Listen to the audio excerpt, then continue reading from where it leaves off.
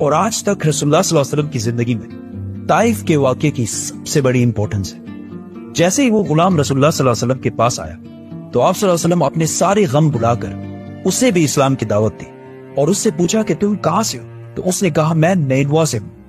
رسول اللہ صلی اللہ علیہ وسلم نے اس غلام سے کہا اچھا تو تم میرے بھائی یونس علیہ السلام کے شہر سے، وہ بھی نبی تھے اور میں بھی نبی ہوں۔ یہ سن کر اس غلام نے رسول اللہ صلی اللہ علیہ وسلم کے ہاتھوں کو چھوما اور اسلام قبول کر لیا۔ اس سب سے دور کھڑے عتبہ اور شیبہ نے یہ سب کچھ دیکھا اور کہا لو ہمارا یہ غلام بھی گیا۔ وہاں سے آپ صلی اللہ علیہ وسلم روانہ ہوئے تو وہاں جبرائیل علیہ السلام پہاڑوں کے فرشتے کو لے کر حاضر ہوئے اور کہا کہ اگر آپ حکم دیں تو ہم ان سب کو پہاڑوں کے درمیان پیس کر رکھتے، لیکن آپ صلی اللہ علیہ وسلم نے کہا کہ نہیں، ان کی اولاد میں سے ضرور کوئی مسلمان ہوگا۔ اور آپ صلی اللہ علیہ وسلم نے اتنے سخت ظلم کے بعد بھی ان سب کو معاف کر دیا۔ مکہ واپس آتے ہوئے آپ صلی اللہ علیہ وسلم نے راستے میں جنوں کے ایک گروپ کو بھی اسلام کی دعوت دی اور انہوں نے بھی اسلام قبول کر لیا۔ جیسے ہی آپ صلی اللہ علیہ وسلم مکہ کے قریب پہنچے تو انہیں پتا تھا کہ اب وہ مکہ کے سٹیزن نہیں رہے، تو انہوں نے مکہ کے کچھ لوگوں سے مکہ کے اندر رہنے کے لیے پناہ مانگنے کی کوشش کی، جس طرح آج کسی دوسرے ملک کا ویزا مانگتے ہیں۔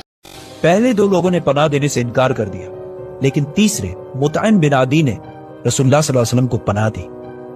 طائف کے اتنے برے ایکسپیرینس کے بعد بھی رسول اللہ صلی اللہ علیہ وسلم کو کوئی فرق نہیں پڑا اور انہوں نے اسلام پھیلانے کا کام جاری رکھا۔ ہر سال پورے عرب سے ہزاروں لوگ مکہ حج کرنے کے لیے آتے تھے، تو رسول اللہ صلی اللہ علیہ وسلم صرف رات کے اندھیرے میں ان کے کیمپس میں جاتے اور انہیں اسلام کی دعوت دیتے۔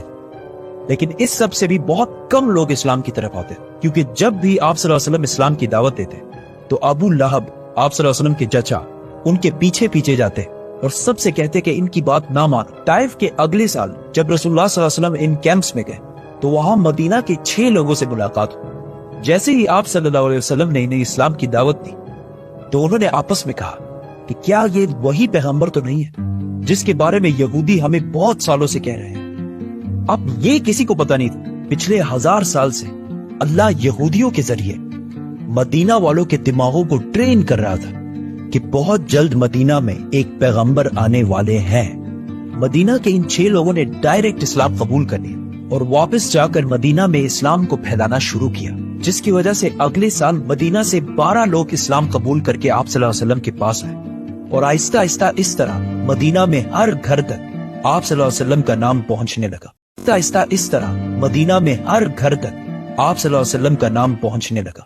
یہ کچھ سال آپ صلی اللہ علیہ وسلم کی زندگی کے سب سے مشکل سال تھے، کیونکہ پہلے مکہ والوں کے بائیکاٹ کی وجہ سے شعب ابی طالب میں پتے اور چمڑے کھانے پڑے، پھر ابو طالب اور خدیجہ رضی اللہ تعالیٰ عنہا کی وفات، پھر طائف میں اتنا ظلم کہ جوتے خون سے بھر گئے، اینڈ ٹو ٹاپ دیٹ مکہ کی سٹیزن شپ بھی ختم کر دی گئی۔ لیکن انہی سخت حالات اللہ نے آپ صلی اللہ علیہ وسلم کے دل کو تھوڑا سکون دینے کے لیے ان کو انسانوں کی تاریخ کی سب سے بڑی سیر کرائی، 7 آسمانوں کی سیر۔ سبسکرائب۔